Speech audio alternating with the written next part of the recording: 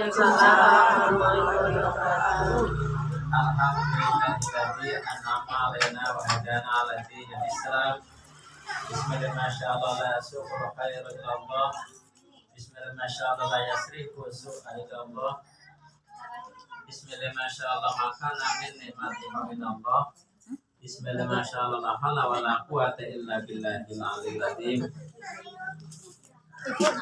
Qala Allah Ta'ala fi kitabil karim, a'udzu billahi minasyaitonir rajim. Bismillahirrahmanirrahim.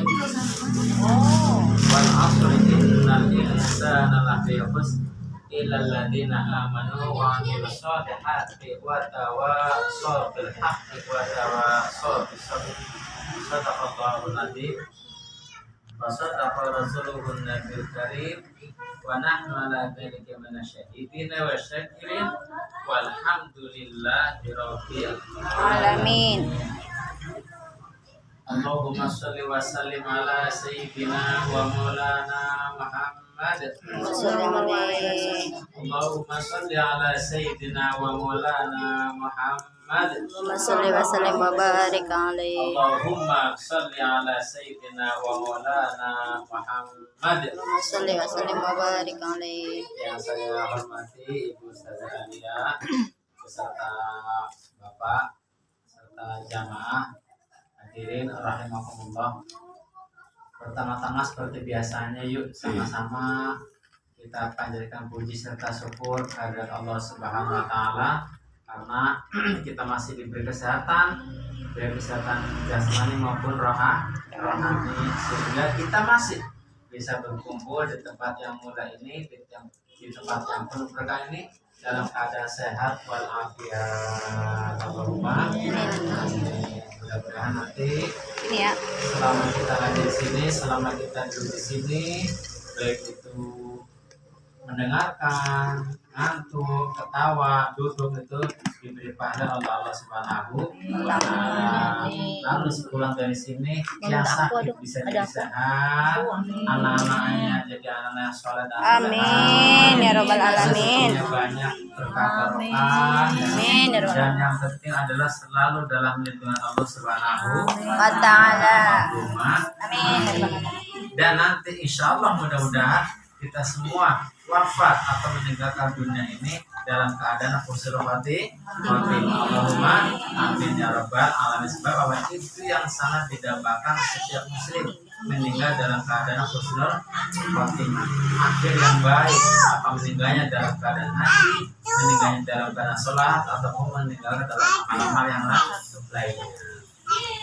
Salam serta salam mari kita sampaikan kepada junjungan kita Nabi besar Muhammad Sallallahu Alaihi Wasallam yang telah hadir di dunia ini sehingga kita juga diciptakan. Sebab apa? Hadirnya, diciptakannya kita, diciptakannya dunia, diciptakannya langit, bumi, laut dan seisinya itu karena telah diciptakan Nabi Muhammad Sallallahu Alaihi Wasallam. Allah sendiri mengatakan, kalau aku tidak menciptakan Muhammad, maka dunia pun aku nggak akan aku ciptakan. Jadi bukan karena di dunia dulu hadir ada Muhammad, tapi sebaliknya dunia dihadirkan karena telah tercipta Nabi Muhammad Sallallahu Alaihi Wasallam. Itu yang perlu ganti. Makanya Allah itu memberikan predikat khusus pada Nabi Muhammad Sallallahu Alaihi Wasallam sebagai kekasihnya. Dulu pernah saya sampaikan, ibuku sering lihat di rumah maupun di musola, di rumah maupun di masjid, setiap ada lafaz Allah, di sampingnya pasti ada Nabi Muhammad, tidak nabi-nabi yang lain. Namun demikian bukan berarti kita tidak menghormati nabi-nabi yang lain. Tetap kita harus tahu menghormati nabi-nabi yang lain selain Nabi Muhammad Sallallahu Alaihi Wasallam. Betul Bu ya? Dan mudah-mudahan kita nanti di yaumil akhir nanti termasuk orang-orang yang mendapat syafaat dari Rasulullah Sallallahu Alaihi Wasallam. Apa itu syafaat? Syafaat adalah pertolongan Rasulullah ketika kita sedang berharap turunnya pertolongan. Maka Allah Nabi Muhammad memberikan syafaat pertolongannya kepada kita. Iklan dulu ya. Ini namanya Bapak yang siaga. Ibu sekalian, pernah saya sampaikan bahwa hendaknya kita sebagai umat manusia harus selalu bersyukur fi kulli halin. Setiap keadaan, setiap kondisi apapun harus kita syukuri. Sebab apa? Sudah jadi rahasia umum kalau orang Indonesia khususnya kalau mendapat musibah pasti bersyukur. Buktinya apa? Habis kena tipu 300.000, untung cuma 300.000. Ada untungnya itu adalah sebagai kalimat bersyukur ya. Itu jatuh kakinya, untung cuma berdarah, gimana kalau patah? Nah, jadi tapi bukan hanya dengan kata-kata untung saja kita mengucapkan syukur, tapi juga dengan perbuatan, yaitu didasari dengan hati bahwa kita bersyukur atas nikmat yang diterima dari Allah Subhanahu wa taala. Lalu lisan kita mengucapkan syukur dengan ucapan alhamdulillah. Yang selanjutnya yang ketiga adalah dengan pengamalan atau dengan arkan dengan rukun. Kita dapat sepeda motor, syukurnya untuk apa? Untuk aktif pengajian, untuk antarkan anak sekolah. Kita dapat uang, bersyukur untuk apa? Untuk kegiatan-kegiatan yang baik-baik, untuk kegiatan yang positif itu merupakan bukti syukur kita kepada Allah Subhanahu wa taala. Jadi sekali lagi apapun ya Bu ya, apapun keadaan yang kita terima, baik susah maupun senang, baik senang maupun senang, harus selalu bersyukur, selalu ucapan alhamdulillah. Sebab apa? Yang tadi saya sampaikan bahwa apapun yang kita terima itu adalah yang terbaik menurut Allah Subhanahu wa taala. Mungkin menurut kita kurang pas, kurang seret gitu ya, tapi itu yang terbaik untuk kita. Betul Bu ya? Satu contoh, dalam sebuah cerita dulu ada seorang raja gitu ya. Seorang raja ketika dia sedang mencoba melakukan suatu pekerjaan yang memegang pisau, itu secara tidak disengaja itu jarinya terputus karena pisau, saking tajamnya pisau tersebut ya. Nah, lalu dia manggil menterinya, menteri penasihatnya, Pak Menteri, sini deh, ada apa Tuan Raja? Ini saya tadi kecelakaan ini, lagi melakukan pekerjaan ini, jari saya terputus. Si menteri itu bilang apa? Alhamdulillah gitu kan. Nah, kamu kok kurang ajar, kata raja kan.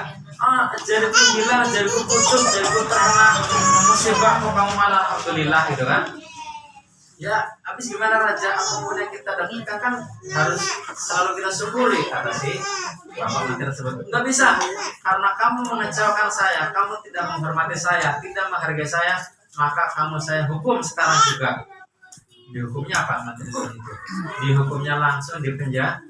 Sebab raja dulu itu pengen dihormati, pengen dihargai. Nah, ketika sedang putus jarinya, ini si menteri kok bilang alhamdulillah. Maka menteri itu langsung dihukum di penjara sehari. Begitu dimasuk penjara, nyuruh pengawalnya, masukkan menteri ini, betul-betul tidak menghargai saya, kata raja. Dia tidak ada simpati sedikit pun terhadap saya. Maka di penjara menteri tersebut. Besoknya sang raja ingin berpetualang sendirian dengan pengawalan dua. Setibanya di hutan, dia terpisah dengan pengawalnya. Tanpa diduga-duga, dia bertemu dengan suku pedalaman. Dia langsung ditangkap, dilala. Pada saat itu suku pedalaman sedang mencari seseorang untuk dijadikan tumbal sesembahan dewa. Ini lagi cari orang untuk dipersembahkan untuk dewa. Datang seorang raja yang tampan rupawan, gagah badannya, bodinya bagus, bajunya bagus. Ini orang yang tepat untuk dijadikan persembahan kepada dewa. Maka ditangkap orang itu, raja tersebut ditangkap, lalu ditaruh di sebuah tempat yang untuk persembahan dewa. Sebelum dilakukan eksekusi, dibunuh sang raja untuk persembahan dewa. Kepala suku ini memeriksa dulu, karena untuk dewa diperiksa semua badannya, wajahnya bagus, tampan, badannya bagus, bodinya bagus, ya kan. Tapi ketika akan dilaksanakan eksekusi, ketua adat ini bilang tidak bisa dilanjut persembahan ini untuk dewa ini. Kenapa Tuhan? Kenapa kepala suku? Sebab orang ini tidak sempurna. Kurang sempurna bagaimana? Wajah tanpa rupawan, bodi bagus, baju bagus, tapi mereka nggak tahu kalau dia seorang raja. Ini sebab orang ini nggak sempurna. Apanya? Jarinya kurang satu, gara-gara putus. Maka raja ini dilepaskan. Ya sudah, kamu nggak sempurna untuk dijadikan tumbal untuk sesembahan dewa. Dilepaskan orang itu, si raja tersebut ya. Nah, setelah dilepaskan pulang, dia baru berpikir, oh iya, pantesan menteri aku tadi itu bilang alhamdulillah ketika melihat jari saya terputus. Andaikan jari saya nggak putus, pasti saya sudah dibunuh untuk sesembahan dewa. Betul ya? Ketika dia pulang ke istana, dia langsung menemui si menteri. Kenapa raja? Ini saya sudah paham kenapa ketika jadi aku putus kamu mengucapkan alhamdulillah, kamu bersyukur. Kenapa tuh raja? Karena saya tadi cerita bla bla bla bla bla bla akan dijadikan sesembahan. Ketika saya akan disembelih, karena si ketua adat melihat saya jarinya putus, maka saya tidak jadi disembelih untuk sesembahan dewa. Oh ya syukurlah kalau gitu, alhamdulillah. Nah, pertanyaan saya sama kamu nih menteri, kenapa kamu waktu di penjara juga nyebut alhamdulillah? Kira-kira apa nih Bu? Ada yang tahu jawabannya? Kenapa menteri ini ketika di penjara dia bukannya sedih, bukannya dia melawan, bukannya dia meronta atau apa ya, tidak menerima, tapi dia malah menyebut alhamdulillah. Kenapa kira-kira? Ada yang tahu? Harus bersyukur. Sebab apa? Si menteri itu menjawab, kalau saya, bagaimana saya menyebut alhamdulillah? Kalau saya nggak di penjara sama Tuhan, pasti saya akan ikutin Tuhan berburu kan? Nah, kalau Tuhan dibebaskan, siapa penggantinya yang disembelih? Saya kan, itu kan? Karena dia sempurna, itu loh maksudnya loh. Oh iya. Maka dari cerita itu kita ambil kesimpulan, apapun keadaannya kita harus bersyukur. Tadi Pak nggak maksudnya? Masih seperti kalau saya nggak di penjara Tuan Raja, pasti Tuan Raja akan berburu ngajak saya. Saya orang dekatnya Tuan Raja. Nah, ketika akan disembelih, Tuan Raja kan nggak sempurna tuh, jarinya nggak ada. Kira-kira siapa penggantinya? Ya kamu. Nah, saya kan, makanya saya alhamdulillah saya di penjara. Untung di penjara. Kalau nggak di penjara, saya yang jadi tumbal. Itu sedikit cerita bahwa apapun keadaannya kita harus selalu bersyukur. Fi kulli halin, apapun keadaannya, apapun kondisinya, dan kita harus tetap positive thinking. Mungkin ada sebagai manusiawi ya, bahasa orang lain saya aja kadang iya si itu kok begini ya, kita kok begini, itu biasa manusiawi. Tapi jangan lupa untuk selalu bersyukur Bu ya. Ini saya harap saya hanya menyampaikan sedikit cerita, mudah-mudahan cerita ini menjadi pelajaran khususnya untuk saya dan umumnya untuk ibu-ibu semua. Dimanapun kita berada, apapun keadaannya kita harus bersyukur. Ada uang sedikit ya bersyukur, ada uang banyak bersyukur. Kalau uang banyak pasti bersyukur lah ya, dapat rezeki ya. Kalau uang sedikit ini yang sulit untuk bersyukur. Tapi ketika orang sedang mendapatkan rezeki sedikit, sedang dalam kesusahan, tidak ada uang, dia tetap bersyukur. Itulah yang dipandang oleh Allah sebagai orang-orang yang sabar, termasuk dalam kekasih Allah. Sebab ketika susahnya aja dia bersyukur ya. Jadi untuk itu saya mengingatkan kepada diri saya sendiri, kepada ibu semua untuk selalu bersyukur. Fi kulli hal, banyak keadaan waktunya gimana, ada anak jatuh kecelakaan misalnya, naudzubillah ya, tetap bersyukur, karena ini itu peringatan untuk kita supaya lebih mendekatkan diri kepada Allah Subhanahu wa Ta'ala. Mungkin itu saja, saya tidak banyak yang saya sampaikan, sekelumit, mudah-mudahan sedikit tapi bermanfaat. Saya mengingat lagi satu hal lagi, mudah-mudahan kita termasuk orang-orang yang selain melakukan kebaikan, tapi juga kebaikan itu merupakan suatu kebenaran. Ada yang baik tidak benar, Tapi kalau sudah benar, insya Allah baik. Seorang pelacur yang mengumpulkan uang, besok pagi-pagi bagi-bagi uang, bersedekah itu baik kan? Baik atau baik? Baik ya. Tapi benar apa enggak? Enggak, karena mendapat uangnya dengan cara seperti itu. Seorang penjudi, seorang perampok dia. Lalu dia berbaik membagi-bagikan, tapi itu tidak benar karena caranya yang salah. Tapi perbuatannya baik. Mungkin sedikit saja, insya Allah manfaat. Lebih baik sedikit tapi bermanfaat ya Bu ya. Mudah-mudahan saya doakan lagi semoga ibu-ibu selalu dalam keadaan sehat walafiat, rezekinya banyak dan berkah. Ya, keluarganya selalu sehat dan dalam lindungan Allah Subhanahu wa taala. Dari saya kurang lebih mohon maaf. Mari kita tutup dengan doa ya Bu ya. Ustaz, Ya. mohon maaf. Boleh bertanya? Boleh. Belum ditutup. Boleh. Ini yang saya alami ya. Assalamualaikum warahmatullahi wabarakatuh. Waalaikumsalam. Kemarin kan ada gempa. Ya. Ini mengenai sholat ya. Gempa. Terus begitu saya baru tahap awal, ada orang ngomong gempa, padahal saya udah sedikit tahu ini gempa, saya kegoyang gitu. Tapi begitu ada orang ngomong gempa, saya begitu baru tahap awal saya sudah lari. Itu gimana? Apa mau dilanjutin? Apa mau udahan? Ya. Itu aja yang saya tanyakan. Larinya nggak bawa apa-apa, nggak bawa TV. Ya, Lari gitu. maunya saya lari aja keluar gitu. Iya. Itu karena bidorulatin tidak apa-apa nanti. Kalau selesai ini kan berarti kita sudah batal nih karena kita sudah membatalkan gitu kan ya. Kita nanti sholat lagi. Namun satu kalau ada mengatakan bisa dilanjut, tapi kalau belum bicara sama sekali.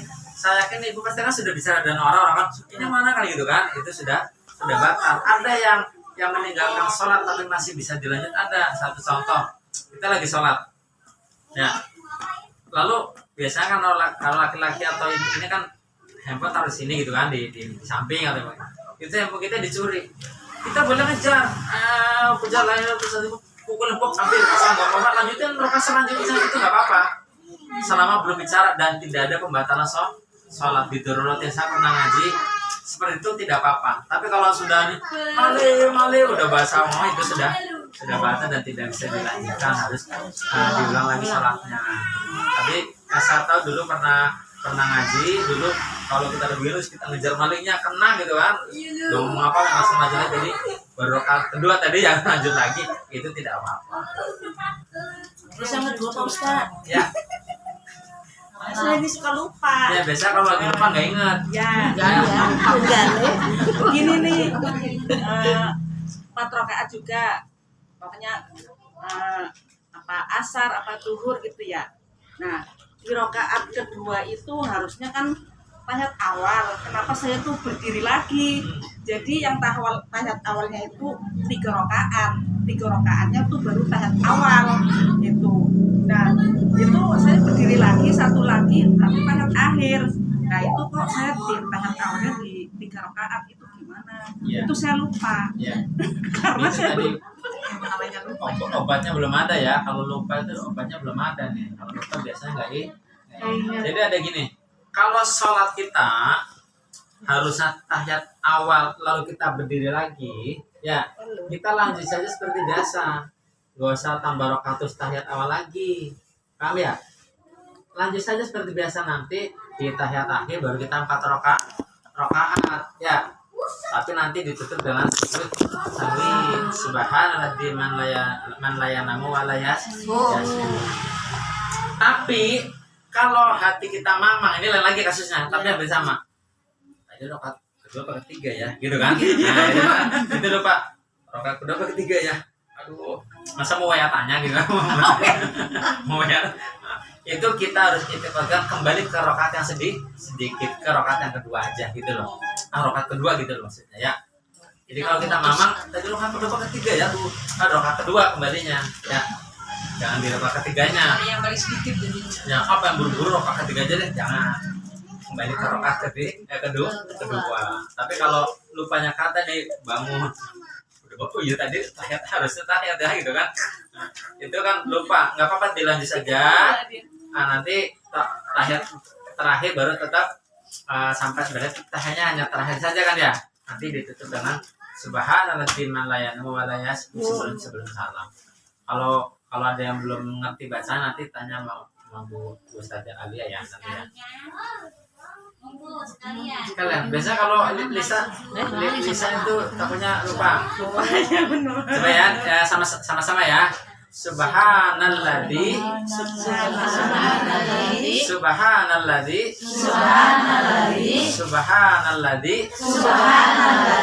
man layanamu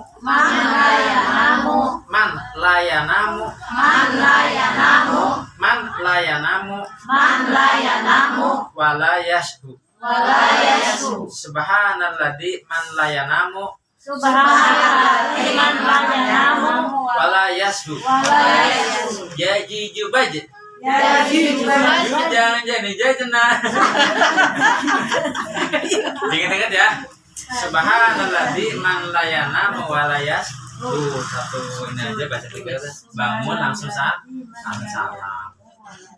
Karena manusia itu tempatnya lupa gitu ya. Iya, namanya lupa Ya, itu itu Mbak. ada lagi yang lupa lebih parah. Suami istri jalan-jalan ke mall begitu pulang tanya mertuanya.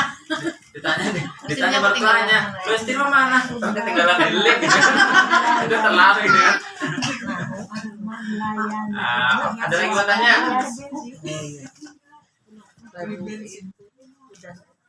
Nah pertanyaannya kemarin itu waktu saya ngaji ada, Pak kalau sholat terus imamnya kopiah warna biru sah apa enggak katanya? Sah enggak? Sholat imamnya kopiahnya warna biru sah apa enggak? Iya. Ya, justru saya tanya ibu sah apa enggak? Sah. Emang ngaruh, Peci. Tahu. Nah, kan Emang ada kopiah biru. Ini Taunya mah putih sama itu doang. Sama mau sholat gitu kan? Imamnya kopiahnya warna biru sah enggak? ya Robi. Gila itu beneran. Iya makanya. Oh iya awake dhewe sing salah. Bukan kopiahnya pakai warna biru. Iya. Sampai tanya imamnya pakai kopiah warna biru bang. Bukannya jebakan. Imamnya kopiah warna biru sama ya. Jadi nggak sah sebagai makmum sholatnya sendiri. Tapi kalau imamnya pakai kopiah warna biru, nggak sah.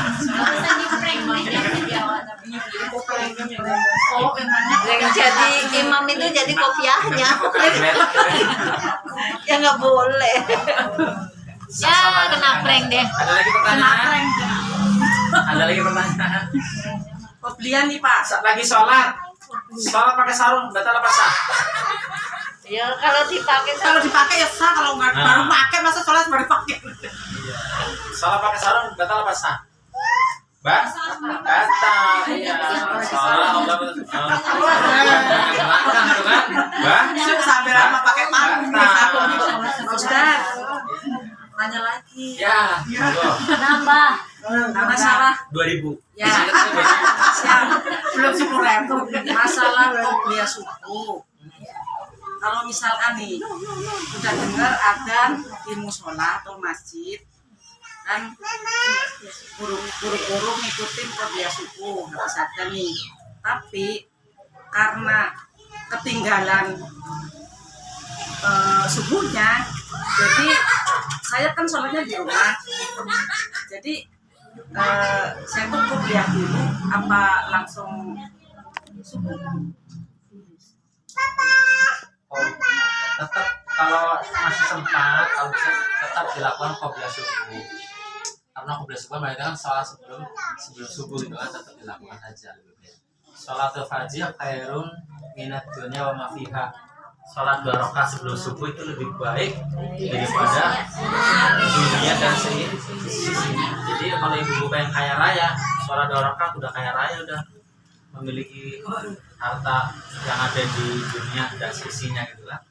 Soalnya Tetap kalau bisa dilakukan saja. maksudnya kita bangunnya siangan jam 5. Kalau sudah kesiangan ya kalau bisa jangan lah, nanti subuhnya tenang gitu kan. Ini kan si ini karena telat adzan gitu kan. Iya, adanya udah udah waktu Kalau udah jam 5 gitu gimana Di Pak? WA, jadi dulu aja. Pak, kalau bangun jam 5 gitu gimana? Ya, melihat waktunya kan waktu subuh itu kan fluktuatif ya, buru-buru ya. Sekarang setengah 5 Kalau ya? kalau setengah 5 sudah jam 5 sudah dianggap siangnya langsung subuh aja. Oh, gitu. Tapi ya lebih baik ya, kalau dia subuh tidak ada larangan, bahkan lebih baik. Tapi kalau Berarti nggak apa-apa kalau seandainya jam 5 itu kita tetap ikuti. Oh, jam 5 tangi nggak apa-apa Mbak. Ya. asal biasanya kan karena ibu-ibu kan banyak kerjaan buru-buru ya. itu yang dikejar-kejar tuh biasanya udah ada nih mau dia kok ujuk-ujuk udah komat, sedangkan ini saya lagi belum siap beli ya. Dilaksanakan lebih baik, ide juga tidak Kan apa-apa. kita mah di rumah, kalau di rumah mah kita mah kan yang itu masjid ya. Kalau di rumah ya Iya. beli. Saya kadang-kadang bingung Pak Ustadz, ini saya mau Kalau bingung pegangan Bu biar nggak jatuh. akhirnya daripada bingung ya udahlah, orang udah ada udah komat ya udah saya sibuk aja gitu. Kalau itu juga hukumnya kan sunnah ya kan, jadi nggak apa-apa. Cuman hal yang sunnah lebih baik dilakukan. Kita tanyakan mana. Ada pertanyaan lagi sebelum tutup dengan doa? Doa aja ya. Mudah-mudahan sedikit tapi manfaat. Allahumma amin. Dan mudah-mudahan kita yang mengaji di sini mendapat kemuliaan dari Allah Subhanahu wa taala gitu ya. Jadi kita sama-sama tutup dengan doa.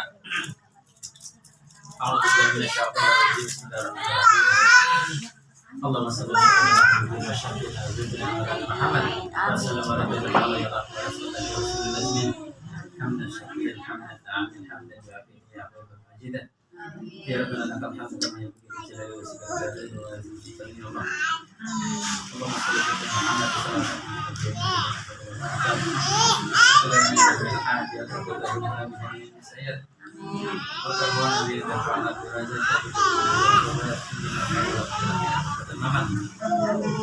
Allahumma ighfir lana ya Allah innaka khairul ghafirin ya Allah.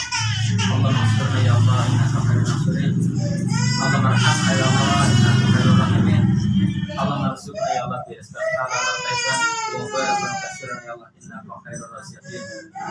Allahumma iftah alaina ya Allah abwaab nikmah wa abwaab salamah wa abwaab karamah wa abwaab jannah wa abwaab ilmah wa abwaab rizqa wa abwaab ala darajat innaka khairul fatihin.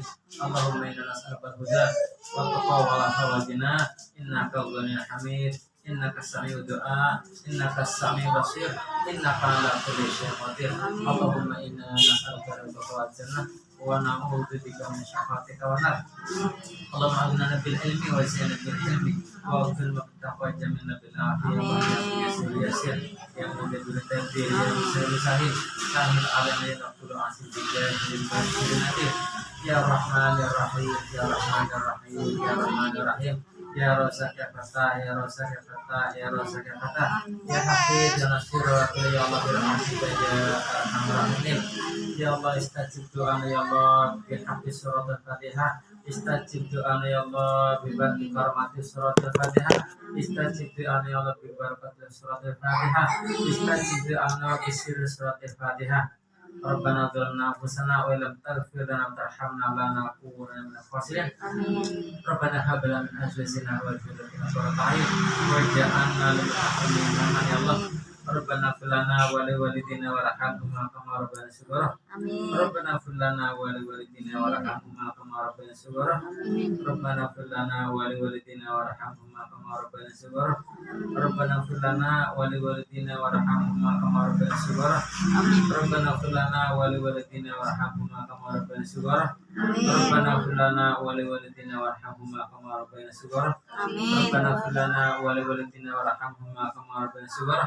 Rabbana atina fid dunya hasanah wa fil akhirati hasanah wa qina adzabannar wa qina adzabannar wa qina adzabannar. Wassallallahu Muhammadin wa ala alihi wa sallam. Subhanaka rabbika rabbil izzati amma yasifun wa salamun ala mursalin walhamdulillahi rabbil alamin. Barakatul Fatihah.